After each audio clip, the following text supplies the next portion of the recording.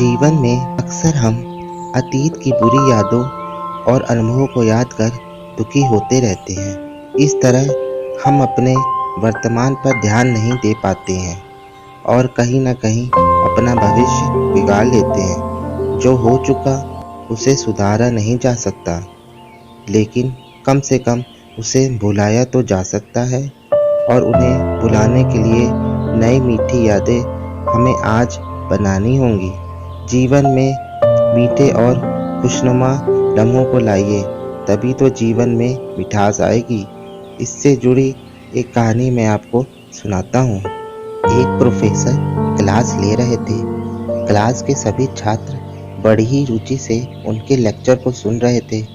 उनके पूछे गए सवालों के जवाब दे रहे थे। लेकिन उन छात्रों के बीच कक्षा में एक छात्र ऐसा भी था जो चुपचाप और गुमसुम बैठा हुआ था। प्रोफेसर ने पहले ही दिन उस छात्र को नोटिस कर लिया, लेकिन कुछ नहीं बोले।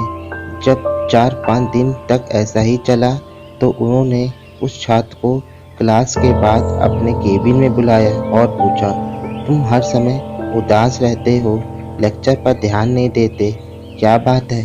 कुछ परेशानी है क्या? छात्र कुछ हिचकिचाते हुए बोला, सर, मेरे अतीत में कुछ ऐसा हुआ है जिसकी वजह से मैं परेशान रहता हूँ, समझ नहीं आता क्या करूँ। प्रोफेसर भले व्यक्ति थे। उन्होंने उस छात्र को शाम को अपने घर पर बुलाया। शाम को जब छात्र प्रोफेसर के घर पहुंचा तो प्रोफेसर ने उसे अंदर बुलाकर बैठाया। फिर स्वयं किचन में चले गए और शिकंजी बनाने लगे। उन्होंने जानबूझकर शिकंजी में ज़्यादा नमक डाल दिया। फिर बाहर आकर शिकंजी का गिलास छात्र को दिया। छात्र ने जैसे ही एक घूंट पिया, अधिक नमक के स्वाद के कारण उसका मुंह अजीब सा बन गया। यह देख प्रोफेसर ने पूछा, क्या हुआ? शिकंजी पसंद नहीं आई? छात्र बोला, नहीं सर, ऐसी बात नहीं है, बस शिकंजी में नमक थोड़ा ज़्यादा है। प्रोफेसर ने कहा, अरे अब तो ये बेकार हो गया, लाओ गिलास मुझे दो, मैं इसे फेंक देता हूँ। प्रोफेसर ने छात्र से गिलास लेने के लिए अपना हाथ बढ़ाया, लेकिन छात्र ने मना करते हुए कहा, सर, बस नमक ही तो ज़्यादा है, थोड़ी चीनी और मिलाएंगे तो स्वाद ठीक हो जाएगा।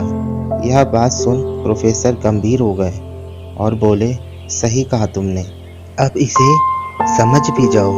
यह शिकंजी तुम्हारी जिंदगी है, इसमें घुला अधिक नमक तुम्हारे अतीत के बुरे अनुभव हैं। जैसे नमक को शिकंजी से बाहर नहीं निकाल सकते, वैसे ही उन बुरे अनुभवों को भी जीवन से अलग नहीं कर सकते।